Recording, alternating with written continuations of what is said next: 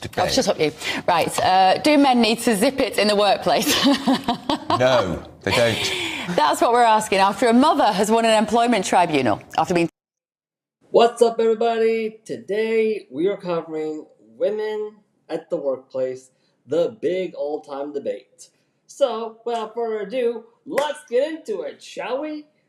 Told by her male manager that she was being very emotional and tearful when she was pregnant. So we've got to debate this, not two men, of course.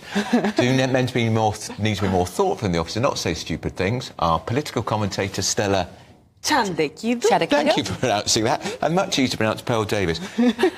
Let's go to you first. Yeah, so I think men should not zip it up. They should just be thoughtful as everyone else has to be thoughtful. They should have the same professional standards as everyone else. I personally, being a Mediterranean woman, I like people to be able to express themselves. I can be quite passionate about things myself, so I think that's good. I think people should be allowed to have to be social and friendly with each other in the workplace. However, they also need to have some standards. And I think there is a case that we will be talking about later today about this 37-year-old woman who, after 12 years, she managed to get pregnant. She was trying for 12 years to get pregnant. And then when she did, she had some very disappointing behavior from her manager, which made her eventually go to a tribunal by herself without legal representation and win, which to me goes to show that, one, the British court system is working sometimes, but two, there is still some way to go in terms of managers learning how to behave, basically, and learning how to treat particularly women who are pregnant. And when we're talking about the falling birth rates and how much we want to encourage women to get pregnant and to have many babies, well, if you want women to do that, then... Pearl, isn't part of the problem that we don't have enough women in senior managerial roles and therefore they can't empathise? Women don't even like working for women. Women, if you poll women, they actually prefer male bosses, so... In fact, I agree with Pearl on this. Not only am I agree with her, but I think it also works in the opposite direction too. Like, even female bosses prefer having male employees, from my experience. Because I worked in multiple departments, and I have plenty of female supervisors. I do work in sales processing. I am a sales processing technician. I won't say which hospital I work at. But I will say that majority of the times it's a female-dominated workspace. However, even my female leads, they made it perfectly clear to me they prefer working with me than they do working directly with their other female employees that work under them. They mostly prefer working directly with me. And there are reasons for saying this is because with me, there's room for disagreements. There's room for debates. Like, one thing I remember a female supervisor asked me, "Hey Matthew, if I disagree with you on something, would you be okay with that?" I said, "Hey, I think it's completely okay for you to disagree with me on stuff, as long as we agree to respect it."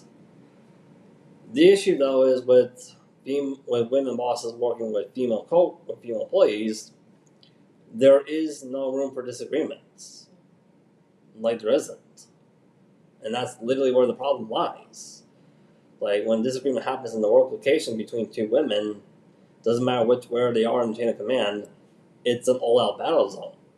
Where the woman disagrees with the man in the work location, doesn't matter where they are, which one is on the chain of command, it's like, it's okay. That's where the difference is. Women don't even like working for women.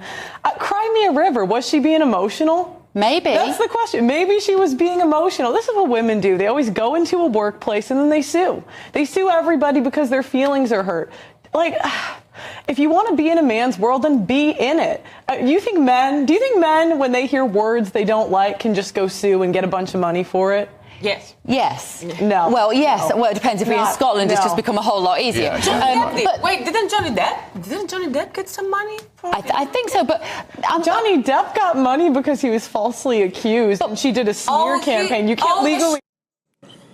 Amber Heard did not just do a smear campaign against Johnny Depp, everybody. Amber Heard was there was the professional medical diagnosis of Amber Heard inflicting torture-based injuries on Johnny Depp. Johnny Depp had a piece of his finger sliced off. He did. He was sodomized in the face. He was. And then there was also, and Amber Heard also pooped.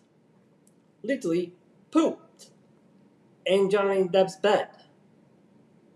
And yet, it took Johnny Depp, and despite all that, it took an enormously huge amount of resources for Johnny Depp to clear his name and get justice.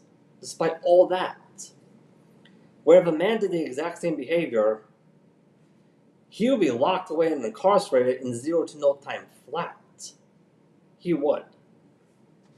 Also, when it comes to the Amber Heard case, let's be honest with you, there was a compromise amongst the jury in order to hold Amber Heard slightly accountable for her behavior.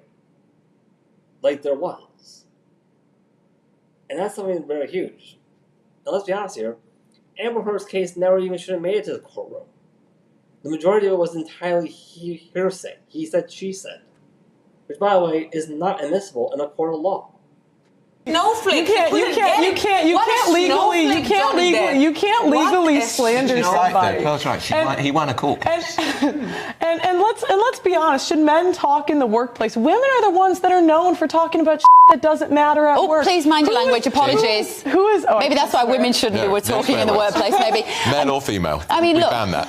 The thing is, if we want to live in a world where women contribute to the professional workforce, and we bring a whole lot of different skills, don't we? Mm-hmm. Then we have to learn to communicate with each other. We might communicate differently, but we do have to rub along in the right way because that's good for everybody. The right way? You? No, I think so. That's the problem. Is it always defers to what women want? And I agree. That is the problem. Because I'll be honest with you, I've been in multiple different work locations myself. And have you guys ever noticed when you enter a work facility and you see your work facility they're holding like these bunch of different type of social events, trying to make your work location look more like a social club. I've seen that too, and whenever that happens, I just ask, hey, you do realize that all the money you're putting into creating these big social events to cater to women's needs? That money could be utilized to increase the salary and give everybody pay raises, right? Like, you do realize that, right? And whenever I bring up that subject, I'm told, well, yes, Natalie, but what we're trying to do here with all these social events is to prevent mental burnout in the work location. And I'm like, okay, fair argument, but last time I checked, according to the history of the world's workforce, the best way to prevent mental burnout in the work location, the most effective way, is financial rewards. So that, like, hey, when your workforce goes home, their home life is a lot easier. Their home life will be their shelter before coming back to work. That was the environment that made it work so long. You go to work and go home. Go to work. Go home for rest and relaxation. Go to work. Go home to relax. But nowadays I'm seeing what's causing mental burnout is that since we're building all these social events to cater to women's needs, it's more like go to work and then go to work. There's no balance there. Yeah, that, historically speaking, that has never worked. It really has not. Problem. Men are always changing the way they talk to appease us. And what happens is women care more about feelings, men care more about information. Is she right? Because I've been to employment tribunals and I've met British judges because I studied law. So in a previous life, I used to represent people in tribunals. Actually, if you've met British judges, you would know they are far from. There needs to be a very high standard of evidence in a tribunal in the UK for this case to be successful. And now this woman was representing herself against this massive international company. And we're talking about the David and Goliath case here. A David and Goliath for what? Oh, she was called emotional. Maybe she was being emotional. It wasn't just it. It was over a long period of time. Oh no. It happened more than once. Cry me a river. If you want to be equal, I say feminists be equal. Don't ask for special treatment and privilege. But we have to have babies until such time that men can give birth. Oh, please. We have to have. Don't start that one. We have to have understanding and compassion that if we want to carry on the human population. Then... Well, here's the funny thing about wanting to understanding about babies. Yeah, in order for you to be a parent of a kid, when it comes to parenting, one of you guys, or the parents, has to give up a portion of your career in order to raise the child. Like, you have to. Because that's the part about parenting, is being actively involved in the kid's life. If you are a full-grown adult woman and you think you can take on 2 full-time jobs, you know, the full-time job of making money, and a full-time job of raising a kid into a fully functional adult, yeah, I got news for you. You need professional help. You really do. There may be situations in which we need to be accommodated in the workplace. Life is about choices and trade-offs. You cannot have it all at the same time. You can't. Yeah, society can't have it all either. Society cannot on the one side claim that we are worried about falling birth rates and that we want to have women to have more families, and we're blaming young women. We're saying, why don't young women want to have more kids?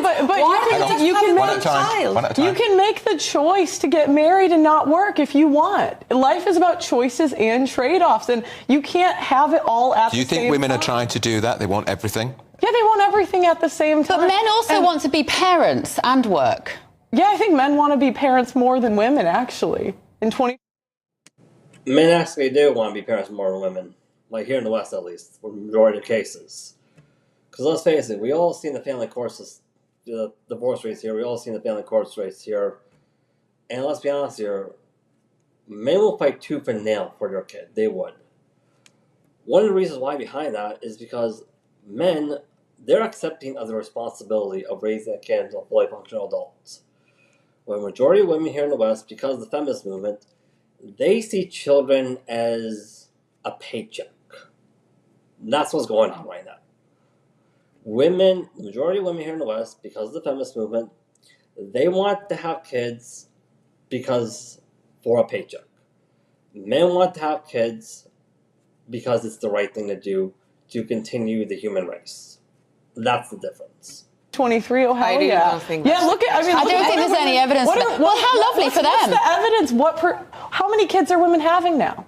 If you ask, I've interviewed 1,000 people. Birth rate is falling. I've interviewed 1,000 people. Men want children. And you know why? Because of attitudes like that, which tell us we can't have it all. Because the women look after the kids. Normally. I mean, guys, look at Oprah. Look at highly successful women. Oprah Winfrey, right? She didn't have children. Look at Kim Kardashian. She's been married 3 times, which arguably, okay, right? ask women. But if you look at the women that are high earners, they never have it all. You cannot have it all. They're often child-free. If you look at statistics, you will see that it's a higher percentage of women who want to have kids, and often they will want to have more kids. It's men who are happier when they are married. They don't choose it, though. It's men who are happier. We're running out of time. I'm not asking a very specific question. Would you work for a woman boss?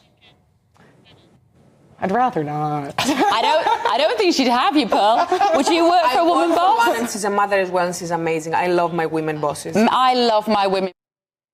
And I'm going to have to agree with Pearl here. I think that's one of the biggest lessons of life, that because of the feminist movement, a majority of women here in the West, not all but a majority, just failed to learn. You can't have it all. You can't have everything. Like, you really cannot. When you get something, you lose something.